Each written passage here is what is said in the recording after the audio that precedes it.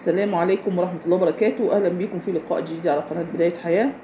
سمعت حوار من شوية كده مع سفيرة إسرائيل، كانت في لقاء على أحد القنوات الإسرائيلية. بيسألها المذيع على المشاكل اللي بين، هل في احتمالية قيام حرب بين مصر وإسرائيل؟ قالت له لا، ما من غير تفكير. قالت له لا. سألها ايه الأسباب وانت شايفة ان في احتقان في الشعب المصري؟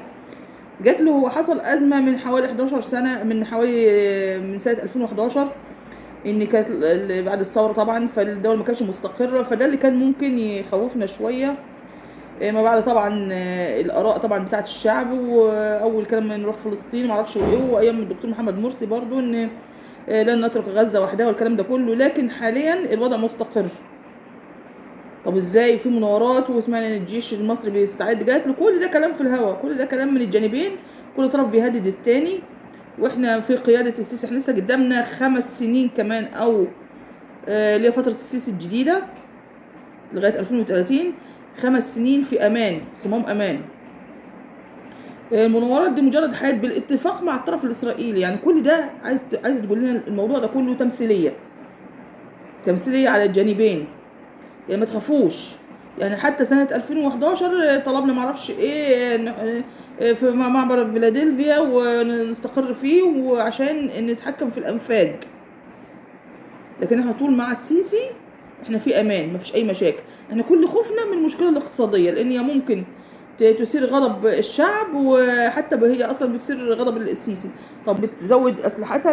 جات ده الموضوع ده عاده من زمان، هم بيشتروا اسلحه، والاماكن اللي بتشتري منها الاسلحه مصر دي دول مش معاديه لاسرائيل، زي المانيا او فرنسا او امريكا. هي بتشتري قطع غيار، يعني عايز يقول لك يعني مش بتشتري اجهزه، يعني مش كل ده كلام في الهوا وكلام فاضي. يعني ما تخافوش وما تقلقوش، واحنا في امن وفي امان. عرفتوا بقى ان هي تمثيليه من السيسي، ان هو بيتظاهر بان هو مع غزه، ان هو متعمد قصه ردم الانفاق دي من البدايه، ان يقفل الطريق على غزه.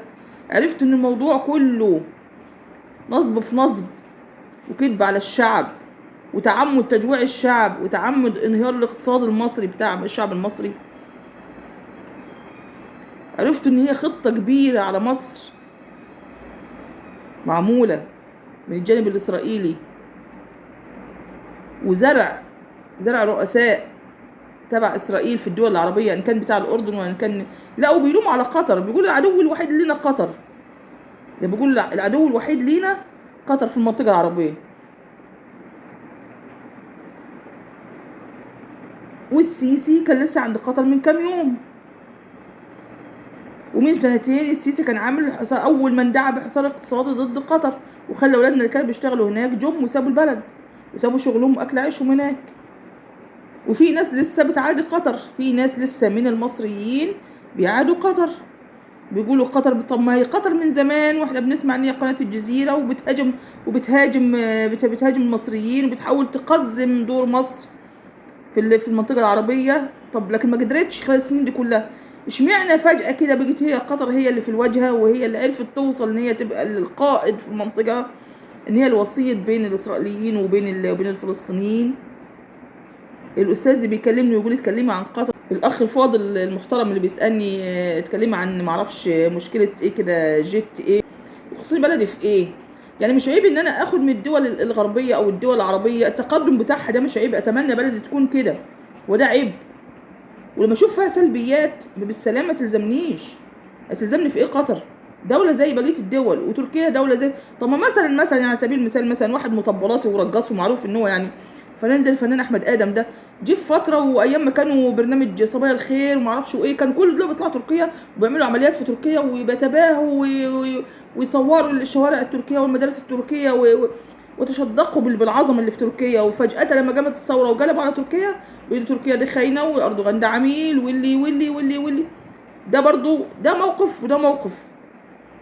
كون قطر وقفت في صف بعض اللاجئين المصريين لما جاب الانقلاب على الدكتور محمد مرسي، وناس هربانه من الموت. لو لقوا اسرائيل نفسها فاتحه ابوابها وكانوا يروحوا اسرائيل، وقطر رحبت بيهم، دي مش معناه ان قطر انها حبيبتي.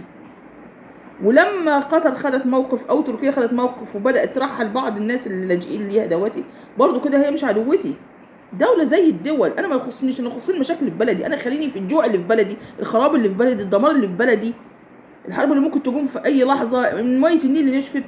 انا مالي ومال قطر؟ هبدا عدوات ليه؟ ثم ان رئيسك يا سيدي كان لسه اول امبارح كان بيستضيف اردوغان في القصر الملكي بتاعه، ولسه اول امبارح كان داري يشحت من عند بتوع قطر.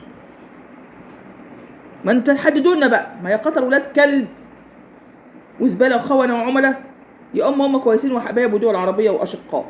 حددوا، خلي بلاش الكلب مكيالين، بلاش الكلب مكيالين. انا ما تخصنيش، انا بتكلم على رد حضرتك.